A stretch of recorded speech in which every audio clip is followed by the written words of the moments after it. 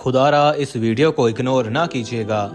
एक ऐसा ईमान अफरोज वाकया भारत में पेश आया जिसे देखकर हर मुसलमान कलमा पढ़ने पर मजबूर हो गया और वहीं कई हिंदू इस वाकये को अपनी आंखों से देखने के बाद इस्लाम कबूल करने लगे। अल्लाह अकबर।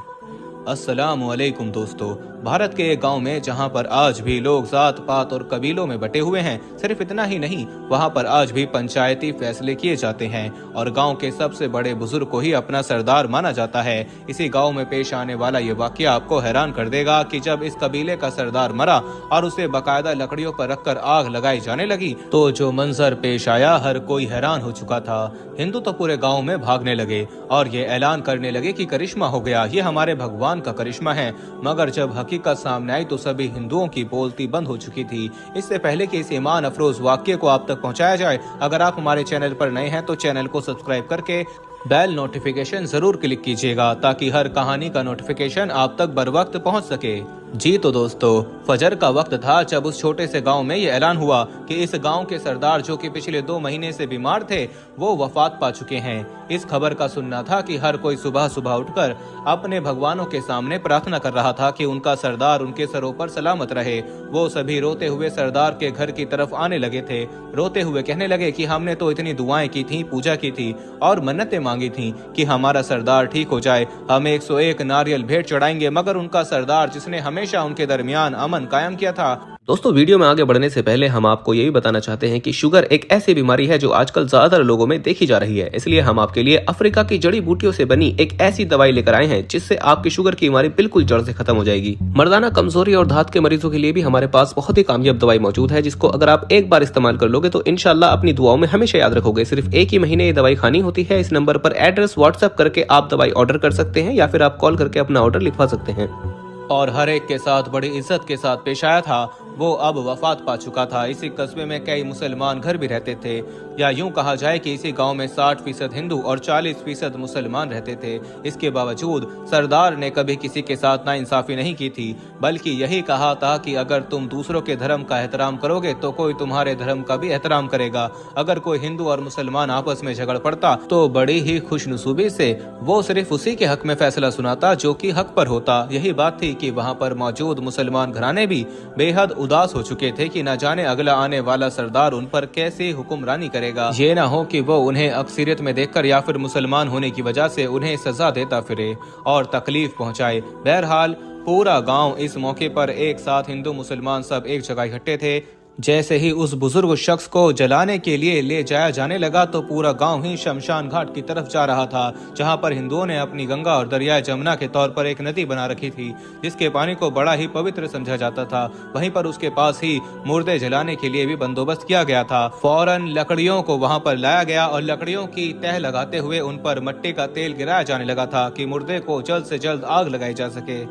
दोस्तों, ये मंजर बड़ा ही हौलनाक था।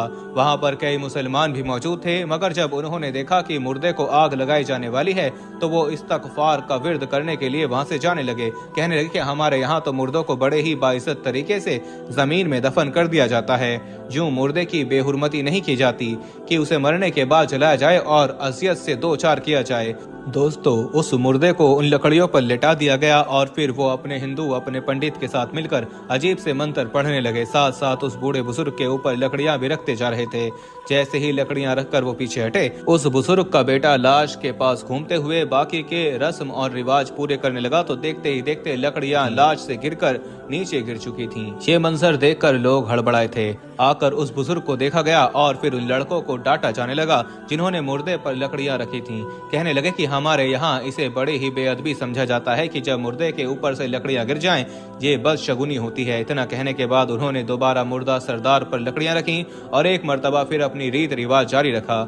इसके साथ ही जैसे ही लकड़ी जलाकर मुर्दे को आग लगाई जाने लगी तो अचानक लकड़ियां एक मर्तबा फिर नीचे गिर चुकी थीं। उसे ऐसा लग रहा था कि जैसे जलजला सा आया है, मगर सब कुछ अपनी जगह साकित था। ये लकड़ियां सिर्फ और सिर्फ उस सरदार से ही गिरी थीं। लोग ये देखकर एक दूसरे का चेहरा देखने लगे और आगे आकर सरदार को देखा जो कि यूं ही बेसुध लेटा था। पंडित कहने लगा कि हो ना हो कोई अनहोनी होने वाली है। हमारे ये सरदार बड़े ही नेक थे, हर एक के साथ इंसाफ कायम किया, मगर मुझे लगता है भगवान इन्हें माफ नहीं कर पा रहा, क्योंकि उन्होंने गैर मुस्लिमों की हिमायत की और उनके साथ अच्छा बर्ताव रखा है।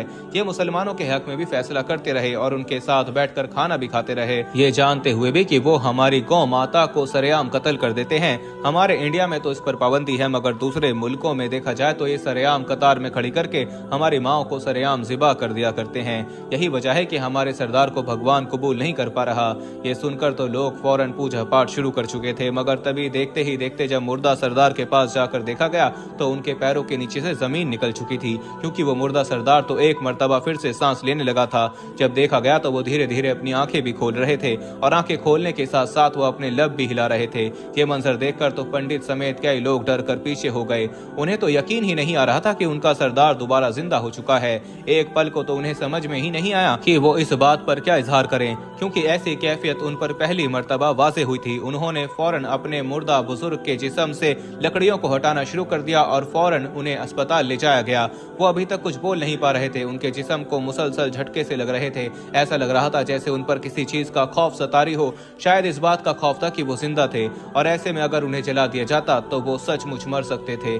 जैसे ही उन्हें अस्पताल ले जाकर चेकअप करवाया गया तो डॉक्टर भी यही कहने लगे कि ये तो एक करिश्मा हो चुका है, वरना इनकी तो सांस बिल्कुल ही रुक चुकी थी और अब इनका दोबारा से दिल का धड़कना तो जैसे इनकी जिंदगी वापस लौटा चुका है। डॉक्टर कहने लगे जिस्म अभी तक कोमे की कैफियत में है, ऐसे लग रहा है जैसे किसी चीज का खौफ है, इसी वजह से ये अभी तक बोल नहीं पा रहे।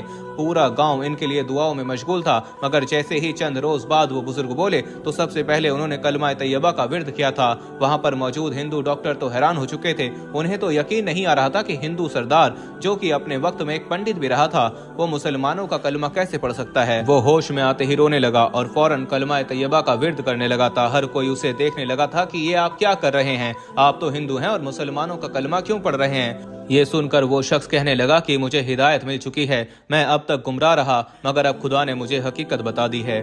मैं तो बस पत्थरों को सजदे करता रहा मगर उस मालिक को कभी पहचान ही ना सका। वो जब अपनी बस्ती में आए तो हर कोई उनसे मिलने के लिए उनके घर में मौजूद था और हर कोई यही पूछ रहा था कि आप पर कैसी कैफियत थी, आप तो मर चुके थे, फिर दोबारा जिंदा कैसे हो गए। वो शख्स अपनी आंखों में आए आंसू साफ करके कहने लगा कि बेशक मेरी रूह परवास कर चुकी थी। मैंने अपनी आंखों से देखा था जब मेरे जिस्म से मेरी रूह जुदा होकर आसमान की तरफ जा रही थी, मगर इसके बाद जो मंजर मैंने देखे वो मेरे लिए नाकाबिले यकीन थे। मेरे जिस्म को जलाया जा रहा था, मेरा जिस्म जिस कदर जल रहा था मैं तकलीफ से तड़प रहा था, रो रहा था। और फिर दो लोग मेरे पास आए जो मुझे कंधों से पकड़ कर ले जाने लगे। फिर उन्होंने मुझे काल कोठरी में फेंक दिया जहाँ पर मुझ जैसे कई हिंदू मौजूद थे। मेरे दादा परदादा सभी वहाँ पर मौजूद थे और दोज़ख की आग में जल रहे थे। वो दोज़ख की आग थी जहाँ के रूह लर्जा देने वाले मंजर मैंने देखे थे। बस फिर वहीं से मैं हिदायत पा गया। जब मैंने अपने जैसे कई गुमराह लोगों को देखा था मैं अपने गुनाहों से तौबा करने लगा और कहने लगा कि मुझे दोबारा से जिंदगी दे दें। मेरे आका, मैं अब मुसलमान बनकर जिंदगी जीना चाहता हूँ। मैं मजीद भटका हुआ नहीं रहूंगा बल्कि खुद भी हिदायत पा जाऊंगा और बाकियों को भी नेक राह की तलकीन करूंगा। अभी मैं वहां पर गर्मी की शिद्दत में रोता हुआ दुआ मांग ही रहा था कि जब मेरी सांस बहाल होने लगी मुझे ऐसे लगा जैसे मुझे इस काल कोठरी से निकालकर दोबारा दुनिया में लाया जा रहा हो और फिर देखते ही देखते मेरे वजूद में मुझे वापस डाल दिया गया। दोस्तों, कहा जाता है कि इसके बाद इस बुजुर्ग की बात को सुनकर और इस बुजुर्ग की कैफियत को देखकर कई हिंदू मुसलमान होने लगे। देखते ही देखते वो पूरा गांव मुसलमान हो गया, क्योंकि हर कोई अपने सरदार की बात को अहमियत दिया करता था। जब सरदार मुसलमान हो चुका था तो धीरे धीरे सारे हिंदू खानदान अपने पूरे खानदान समेत मुसलमान हो चुके थे। अल्लाह अकबर।